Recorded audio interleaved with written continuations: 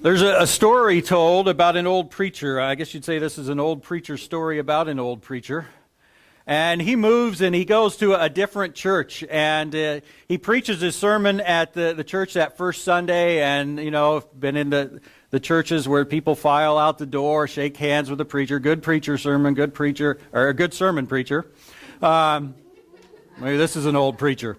And they walk out the first Sunday and they say that. Well, the second Sunday, he preaches the exact same sermon. And, you know, he's new there, and they don't know him real well, so they're a little reluctant. He's an older guy, you know, a little forgetful. They're not sure, so no one says anything that first week. They file out, and they say the same thing, a little less enthusiastic, you know, good sermon preacher, and go out again. Well, the third week, he preaches the exact same sermon again. And there's still some people who are on the timid side, so they don't say anything. But, you know, in every group, there's going to be someone. And so someone just, you know, says, preacher, that was a fine sermon. It's third week you preached that. You going to preach anything different any of these weeks? And the preacher looks at him and says, when you all start living it, I'll stop preaching it. And I thought of that story as I was looking at Matthew chapter 11, because I feel like maybe that's what God's doing. Because it's not the exact same story in each of these chapters, but it is the same theme, the same lesson just keeps coming through. I'm like, God, I just preached about that last week and the week before. We're going to do it again? Well, maybe God knows we really need to hear this. As you go back, it starts after the Sermon on the Mount in Matthew chapter 8. And you see this idea there. You remember Jesus comes down off the mountain and he praises the faith of certain people. You know, and so really you see that followers of Jesus, they don't just have to have belief in what Jesus can do, but more this faith, this surrender, this commitment, this trust, you know, goes beyond just that initial belief. And Jesus praises the people who have that. Well, then in Matthew chapter 9, again, Jesus goes from there, and you remember he gets criticized by some people, by the Jewish leaders, and at least asked questions, you know, by John's disciples, and it seems like, you know, the lesson there was Jesus didn't come to improve our version of life, but to radically transform our life. And sometimes we looked, and it seems like definitely the people there is like, Jesus, we know what life should be like. It's not perfect. If you could just help it be better, we'd be real happy. And Jesus didn't come to just improve what we think life should be. Came to radically change what we think life should be. Well, then you go on in the second part of chapter 9, and it's really that same thought a little bit with a little twist. It's the idea that, you know, you see these people and they're missing it, but Jesus keeps loving them, keeps working with them. You know, God and Jesus, he loves us right where we are, whatever our situation is, but he does intend to radically transform us. He doesn't intend to leave us there. And he doesn't want us to miss that side either. And then last week in chapter 10, Jesus sent out his disciples with the message. And you would have thought this totally popular. I'm going to send you out. You're going to be able to heal people. And I'm going to tell you, you're going to tell them the kingdom of heaven has come, what they've been waiting for. And you're going to be rejected and persecuted. And the message there is the true nature of the kingdom will not be popular. And again, it's because we want our own version. Now, we hear what the truth is, like, I'd rather have this, Jesus. I'd rather just change it a little bit. Modify what you're saying just to fit me a little better. Well, chapter 11 is the same thing. You know, it's the idea of being faced with the truth, and there's going to be people we're going to see who reject it or rejected it. There's going to be one key person who doubts it. He's not sure what to do with it.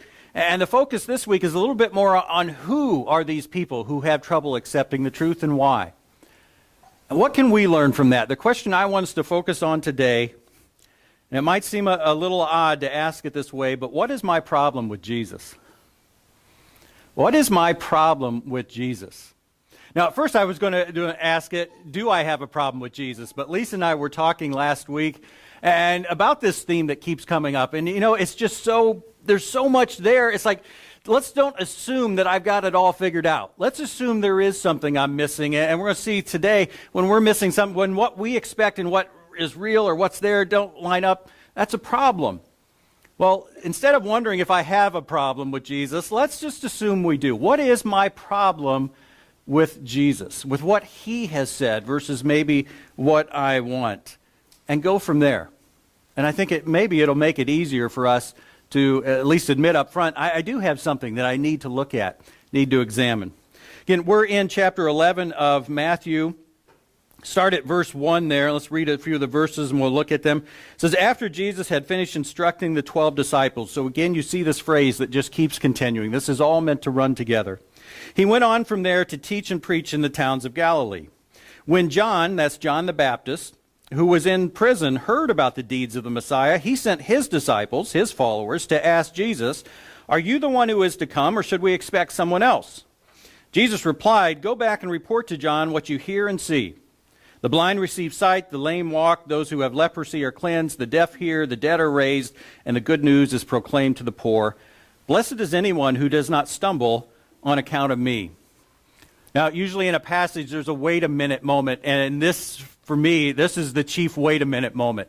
Because remember what we've seen from this person, John the Baptist. We see him first in Matthew chapter 3, and he's proclaiming, repent, for the kingdom of heaven is near. This kingdom you've been waiting for, the Messiah who's bringing this kingdom, it's happening now, and you need to fundamentally change. You need to turn from living for yourself to living for God.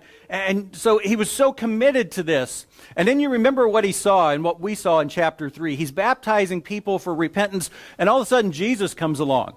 And John the Baptist says, wait, I shouldn't be baptizing you. You should be baptizing me. You're the one I've been waiting for. And then we see this total confirmation supernaturally when Jesus does convince him, I need to be baptized. He baptizes Jesus, and you remember what signs he saw? He sees a dove come down from heaven, the Holy Spirit in the form of a dove. And then this voice from heaven, this is my son, in whom I'm well pleased. Listen to him. How amazing would that be? The voice of God from heaven. This is my son, the one you've been waiting for. And even here, you read what it says about this. Look how it's worded in verse 2. When John, who was in prison, heard about the deeds of the Messiah. Now, that's Matthew's commentary, but John had heard all these things that Jesus is doing, and it calls them the deeds of the Messiah. In other words, the Jews knew when the Messiah comes, he's going to do all these things, these healings and everything. That's how you'll know he's the Messiah. Well, Jesus was doing the things that the Messiah was going to do, and what's John say? In verse 3, are you the one who is to come, or should we expect someone else? Like, really? What else do you need, John? You said it yourself. You've seen it supernaturally. You admit he's doing all these things. Jesus, are you the one, or should we wait for someone else? Why would he ask that? Why would he even question? Well, look what it says there in verse 2. When John, who was in prison, heard about the deeds of the Messiah. And we saw earlier, I think it was in chapter 4 or 5, when John was arrested, Jesus left that southern part of Israel and went up to the north to get away from some of that pressure. It seems like John maybe has been in prison for up to a year. That's not what he expected. Here he is. He's this special person, this forerunner of the Messiah. And part of what he preached, remember, is that, here I am, but when this special person comes, he's going to show you people that aren't doing it right.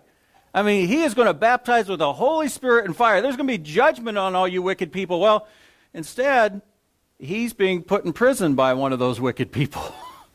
This isn't what he expected at all. And it hasn't been for a long time. And I think that's why John asked this question. I've seen all this and all the evidence is here. Wow, there's some things that just aren't going the way I thought they were going to go, Jesus. Are you the one we're waiting for? Or is there someone else? And look what Jesus says in verse 4 and 5. Go back and report to John what you hear and see. The blind receive sight, the lame walk, those who have leprosy are cleansed, the deaf hear, the dead are raised, and the good news is proclaimed to the poor. Did Jesus tell him anything new there? Did he tell John anything he didn't know? No, it's not like Jesus said, okay, you've seen all this evidence, and you're still wondering, let me give you some new evidence, and this will convince you. No, he tells them just what John already knew. So what's he basically saying? John, you've got all the evidence you need. There's nothing else to tell you. The case is there. You need to decide. And look what Jesus says. Blessed is anyone who does not stumble on account of me. Well, and stumble doesn't mean physically trip, have trouble with God and his plan and understanding things. Well, Jesus is the one that's supposed to help us understand God, isn't he? He says, blessed is he who doesn't stumble because of me. Now, how would Jesus make it hard for us to understand God? Well, if we have an idea of God and it's different than what Jesus is saying, that's what he's talking about. John had it all lined up. Here's the way it's supposed to be, the kingdom, the Messiah, all this, and now he's stumbling. He's having doubt on account of Jesus. Because Jesus isn't doing what John thought he was going to do. And that's the point here for us. The point that Jesus is making is, John, when there's a problem with you believing in God, with you understanding, the problem isn't me, John. The problem isn't the things I've done or haven't done. The problem's with you and your expectations. John questioned Jesus' identity because of his expectations. He wasn't sure, should I believe in you as a Messiah or should I not? I think we have a different option. It's not, it can be believe or not, but sometimes for us, we definitely believe. Do I believe in Jesus, believe in God? Absolutely. Well, what do we believe, though? What is it that we believe? Because I think sometimes we can change Christianity to fit our expectations. John's expectations weren't matching up to Jesus, so he's like, do I believe in him or not? Our expectations, we sort of, all right, Jesus, here's what I expect you to be. Here's what Christianity should be, and that's what I believe in. Am I a Christian? Yes, here's what I believe. Does it always match up with what Jesus is saying? I'm not sure. When things don't go as expected, then, when reality, life doesn't meet our expectations, that's what I'm talking about today, of a problem. What's our problem with Jesus? What situation is there in our life where we look and say, Jesus, why is this? This isn't how life should be for me, for as a follower of you, as a Christian. This shouldn't be happening. We have a problem with Jesus. What's our problem with Jesus? Well, we might think that John the Baptist, he must be a real jerk. I mean, look at all the things he experienced, got the voice of God, and here he is. He wasn't too good a follower, was he? Well, look what Jesus says in verse 7. As John's disciples were leaving, so right as they're taking this answer back, Jesus began to speak to the crowd about John. What did you go out in the wilderness to see? And you remember, large crowds. These people had gone out to see John. He said, did you go out to see a reed swayed by the wind? And what that means, someone that just goes with whatever's being said. He's saying, would that attract you to him? Would you go out to see someone that, whatever's popular, that's what he's going to say? Why would you do that? No, you went out to see someone who stood for something, who was bold. If not, he says in verse 8, what did you go out to see? A man dressed in fine clothes? You remember what John the Baptist wore? He wore the camel hair. And he said, no, those who wear fine clothes are in king's palaces, and that's a little bit of a jab at the king, Herod, who had put him in jail. Then what did you go out to see? A prophet? Yes, I tell you, John is a prophet, and more than a prophet. Now, how's he more than a prophet? A prophet speaks God's message. Sometimes it's just like a sermon. Sometimes it's about the future. John was a prophet, but he's also more than a prophet. Why? Because he not only told about the future, he was prophesied about. And that's what Jesus says there in verse 10. This is the one about whom it was written. In other words, there was a prophecy about John. I will send my messenger ahead of you, who will prepare your way before you. Truly, I tell you, among those born of women, there has not risen anyone greater than John the Baptist. Now, is Jesus playing favorites there? I'm like, boy, this is the greatest guy who's ever lived. In what sense is John the Baptist greater than anyone who's ever lived? In the sense that you had all these prophets before who said things about Jesus, and they knew little things, and they added something to the picture, but John the Baptist had the clearest picture of anyone. He was able to say, he's here now. In that sense, he was greater than anyone who's lived before him. He had the clearest revelation about Jesus. And so what's the point then? Again, look at it from a literary standpoint. You've just seen John, missing it. And then Jesus tells you this wasn't some slouch here. This is the greatest person who's ever lived. He had the clearest understanding of me of anyone. And I think the point is, if John the Baptist can miss it, anyone can miss it. If he can get it wrong, and that's why I'm saying today, let's assume we are missing something. Don't think, oh, there's no way I could be. No, John the Baptist missed it. And apply that. And I think sometimes the closer we are the easier it is to miss things. Because we're doing so much that's right. You know, I'm here on Sunday morning, God. That's a good thing, right? Check that off the list. I think so many things that are right. I've read your word. I know this. I'm so close. And sometimes then we can overlook the parts of our life that, that one's not real close. And that's what I think we need to get from this. If John can miss it, don't sit here and think, oh, I got it all worked out. Myself included. You know, I've been to school, got a master's in theology, all this. No, what am I missing, God? Please show me. Well, you move on from there, verse 11. Let's look at that one again and go into the next part. Truly I tell you, among those born of women, there has not risen anyone greater than John the Baptist. Yet he says, whoever is least in the kingdom of heaven is greater than he. So you got John, he's the greatest person who's ever lived. But the least in the kingdom of heaven is greater than John. How is that? Well, in the kingdom of heaven, which isn't really initiated until Jesus dies on the cross and resurrects and ascends to heaven and the full message becomes clear, we are in the kingdom of heaven, and now we have as clear a message as John had of Jesus, clearer than anyone before him. You and I have an even clearer revelation of Jesus because we know about the cross. We know what it accomplished. We have the rest of the New Testament. I can tell people more about Jesus than John the Baptist could. I'm greater than John the Baptist in that sense, and you are too. From the days of John, verse 12, this is a verse that a lot of people wonder about. From the days of John the Baptist until now, the kingdom of heaven has been subjected to violence, and violent people have been raiding it. What's that mean? Well, here's part of the problem is we're not sure exactly how it should be translated, because you can take it the way the NIV does, that the kingdom of heaven has been subjected to violence. You know, people have been attacking it, and that's what it says. Violent people have been raiding it, attacking it. But that Greek can also be translated a different way in the sense of the kingdom of heaven has been forcefully advancing. In other words, determinedly, forcefully advancing. And forceful people have been taking hold of it forcefully, doing whatever it takes to enter this kingdom. And we're just not sure. Again, I read all these commentaries. It could go this way, it could go that way. Definitely the kingdom of heaven, you know, even John was opposed by people, and certainly the church after that has been attacked by violent people. That's true. But in context, I think it's more of the other one. I think it's the idea that the kingdom of heaven has been forcefully advancing, you know, before John and from John. Jesus has been, and really the forcefulness in this context of people misunderstanding it, Jesus has been standing firm to this is what the kingdom is. I know you people would rather have it be something different. I know you'd rather have the kingdom be, I'm going to wipe out the Romans and get rid of them, and everything you want is going to be great. I am forcefully advancing what the true kingdom is. And you know, the people who are entering it, they're the ones who are determined to accept the truth versus the things we'd really like. Because quite honestly, the distorted truth's a little bit more appealing in some ways. I'd really rather have the Romans out of here and life just pleasant and grand.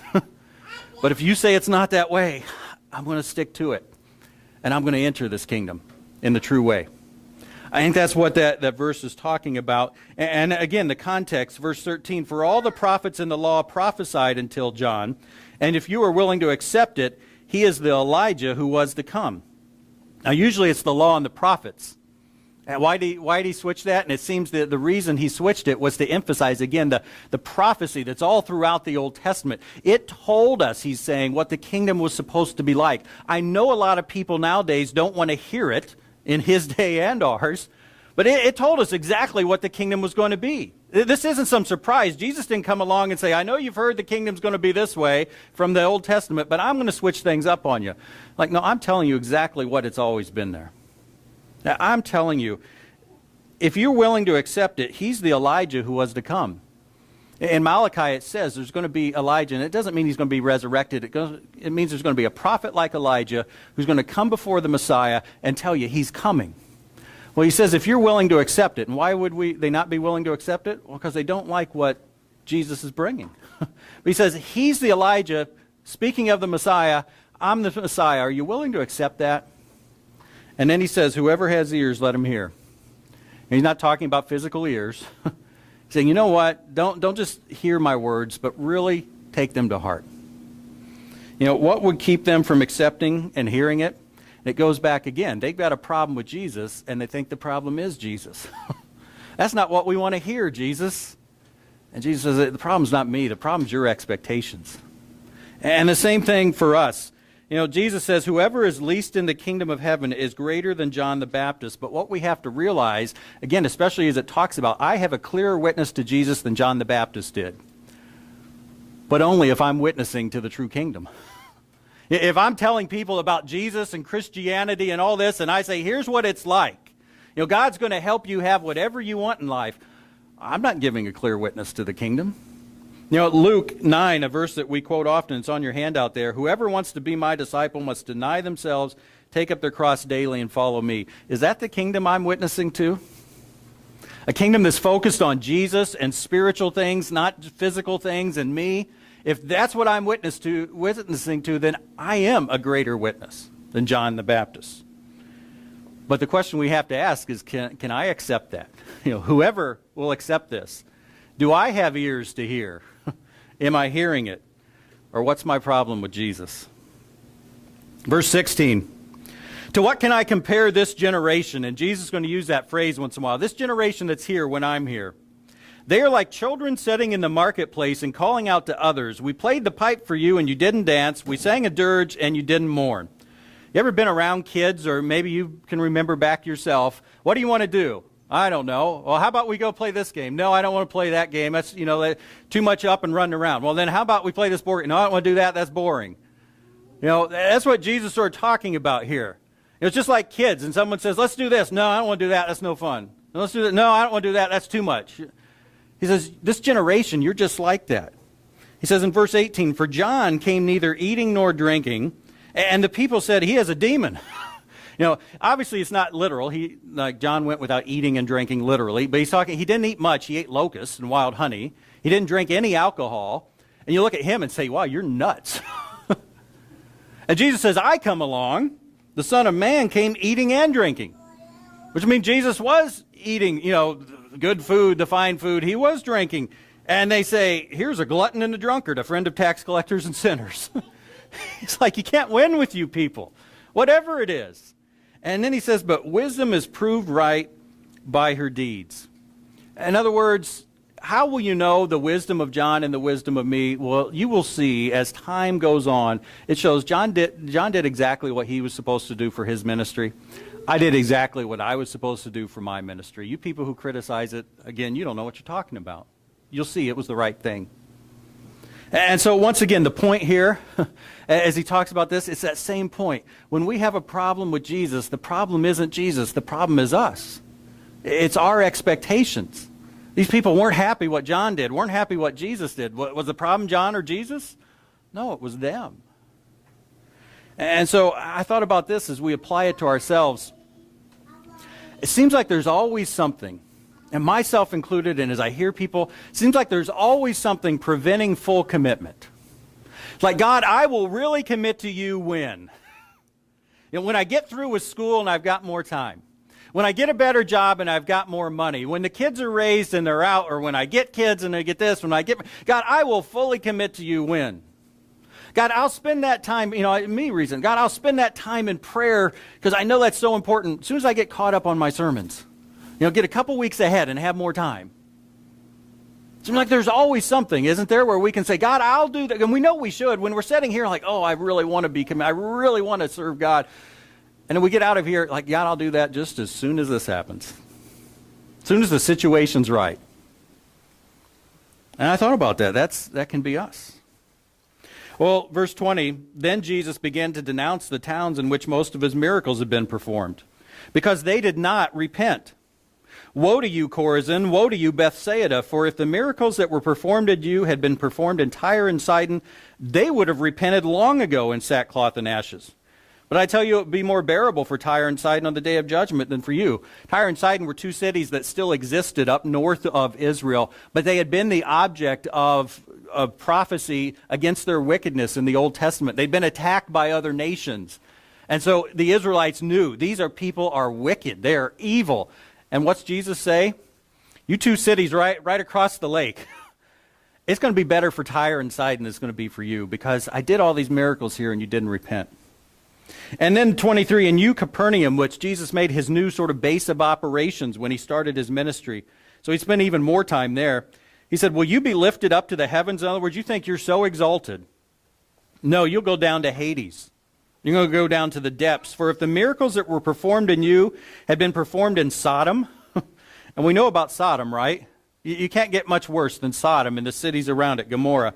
It would have remained to this day, but I tell you, it will be more bearable for Sodom on the day of judgment than for you. Look what Jesus says, verse 20. He says, I did all these miracles in these towns. And you know what? The people, they loved the miracles, didn't they? Whenever Jesus did a miracle, crowds everywhere. But where was their focus? On what the miracle did for them, on the physical side. Wow, isn't it cool to see that person healed? Wow, isn't it cool to be healed myself?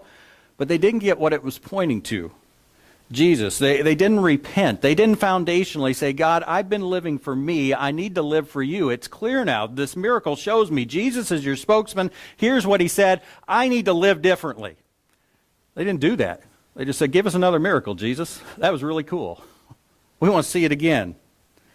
And so the point is, again, when there's this problem with Jesus, when what he's saying isn't what we want, the problem's really with us, our own expectations and desires. Now, I think this was sort of a wait-a-minute moment, too, because really stop and think about it, and certainly to the Jews of Jesus' day. He's saying to these Jewish towns right around him, saying, you know what, these evil, wicked, pagan cities, it's going to be better for them on the day of judgment than it's going to be for you. Why is it going to be better for them? Because they weren't, morally, the people in Chorazin and Bethsaida and Capernaum, they lived more moral lives. They didn't sacrifice to idols. They didn't sacrifice their children. All these things that Sodom did and Tyre and Sidon, they didn't do those things. Why is it going to be better for these places? Well, it's because these Jewish cities had a clear witness to Jesus. Neither one of them accepted who Jesus was, but they had a better chance to do so. They had more opportunity and so more responsibility. And I thought about us today. You know what? We've got more opportunity than ever. If you're not sure of who Jesus is, look at it and see. And I always say, of all the things to focus on the resurrection. Did Jesus rise from the dead? Because Christianity stands or falls on that. And for us as believers, people who do say, I believe in the truth. I believe Jesus is the Son of God. What do we believe about him? And we've got a clear witness too. We've got the whole New Testament. If we're not believing the right thing, whose responsibility is that? It's there. We can find it. We can see it. Well, I want to stop there for the verses and just a couple key ideas. And I brought them up, but I want to make sure we come away with this. The first key idea today is partial truth can obscure full truth. It's one of the things I thought as I was reading this. It's like you see all these people who are close. They have some of the truth. You got John the Baptist. You have this generation, and Jesus specifically says, in other words, you are the people living during the time of the Messiah. All the generations before, they've been waiting for me. You're the closest people ever to live. And they missed it. You have these cities where he did most of his miracles, and they missed it. It became clear who Jesus was and what he was like, and they were faced with this choice. Do you accept Jesus or reject him? Many people in these three cities, many people in that generation rejected Jesus. John the Baptist, he's like doubting. Do I accept? Do I reject? I'm not sure. Because he had part of the truth, and it obscured the full truth. Well, I said it before, and I think it's true. We've got a third option today. Theirs was pretty much all out. I either accept it or reject it. But for us, do I distort it? And Jesus knew this was coming. Jesus warns about it. He says, after me will come false teachers. Other books in the New Testament make it clear. There'll be people who, they won't just deny absolutely who I am, but they'll twist it. They'll change who I am. And I think the key of this false teaching, the key of the distorted truth, is there's always a focus on the physical. Physical things and physical situations instead of the spiritual. Which means if there's a focus on the physical, there's a focus on me. Versus God. God, here's what I want. Here's what I want life to be like. Instead of, God, who are you and what do you want from me? And the effect, I thought about it, the effect is it's sort of like an inoculation. You know what it is? How many people got a flu shot this year? Yeah, that's one of those things too. Yeah, sort of like resolutions. I'm either for them or against them. What's a flu shot? It's like it gives you a weakened form of the virus so that you're inoculated against. You can't get the full force version. Well, I think sometimes as Christians, as believers, as disciples, we've been inoculated. We got a weakened version of the truth, and the biggest effect it has on us is we're not open to the full version of the truth. The strong, no thanks, I'm fine, I'm good. And the real problem is, of course, is we don't realize it. If someone were to tell us, hey, you've got a weakened version, you'd change. Oh, all right, okay, I'll do that. Where do I sign? We wouldn't even realize it. It's not like it's just some big sign that says I'm a weakened version of the truth. We don't realize it. It says in Jeremiah 17:9, the heart is deceitful above all things and desperately sick. Who can understand it? That's talking about us. It's saying my heart, it's pretending it thinks, and even on some level it's deceiving. It's, oh God, I want you. When really I want my version of you. Could you make my life better? Here's where it's lacking. Could you really, could you improve it? And we think, though, no, God, I'm bought in full force to who you are and what you want. Being close can actually make it worse. Partial truth can obscure the full truth. And again, the second problem, that leads to this second key idea, if we do sense there's a problem, if we look at, here's my version of what reality life as a Christian should be like, and my life isn't like that, we think, well, there must be a problem with Jesus. Jesus, why aren't you doing this? And that's the second key idea. A problem with Jesus is a problem with us. If there's some sense, and maybe we don't like to use those words, I would never say I have a problem with Jesus. Whoa. But if there's some sense that life isn't what I'm expecting it to be, guess where the problem is? It's not with God, it's not with Jesus, it's with us. Now, as I've been saying this, what do I mean? I mentioned it a little bit. What's it mean to have a problem with Jesus? Well, I think it can be any expectation. Like, God, I expect as a believer I'll have a certain level of health maybe. I know, I'm not going to be acting like I'm 20 when I'm 60 and 70, but God, just some expectation of health that it's going to be like this. Or God, some expectation of finances. I don't expect to be rich. I know I won't be Bill Gates, but God, come on. I'm a believer here. I'm a Christian. Why is it like this? Our loved ones, things that happen to them. God, come on, how can you let that happen to this person? Why don't you change things? Why don't you make it different? The problem of evil, the problem of pain in the world, maybe not even someone we know, we just look further and like, God, why is that in this world? Why do you let that go on? Sometimes the problem of what full commitment entails. God, I made a commitment to you. Like, really, that's part of it? How can you expect that? Come on, God, be reasonable. And I think that's what it means when we say we have a problem. It's basically, at its core, I have some expectation of what life should be like as a Christian, and it's not happening. What's up, God? Now, here's one thing I want us to realize. When you're in a situation like that, and it comes, whether we want to maybe voice those thoughts or not, they are normal. When you're in a situation in life and it's not going the way you would like it to be, certainly if it's difficult, if it's a trial, a circumstance like that, it is normal to say, what's up, God? It's normal not to like it, and even to ask him about it. One of my favorite passages, it's gotten me through some tough times, Jeremiah chapter 20, that same prophet who knew the heart's deceitful, look what he says in verses 7 and 8.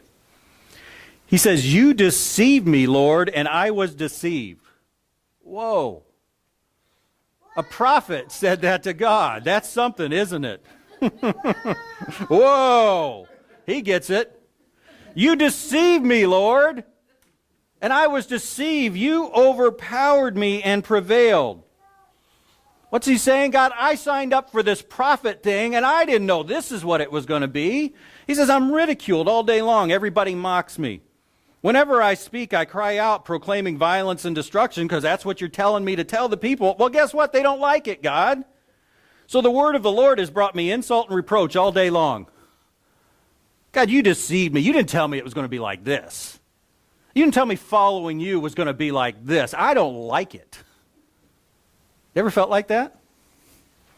God, you didn't tell me the Christian life was going to be like this. I don't like it. This isn't what I want. You told me this up front. I might have thought twice. That's what Jeremiah is saying. It's okay to say that. It's okay to think that. It's okay to wonder that. God, you deceived me. Boy, I didn't know this is what it was going to be. But you got to come around, because look at the very next verse. Jeremiah 20, verse 9. But if I say I will not mention his word or speak any more in his name, in other words, if I say I quit, I'm not going to be a prophet anymore.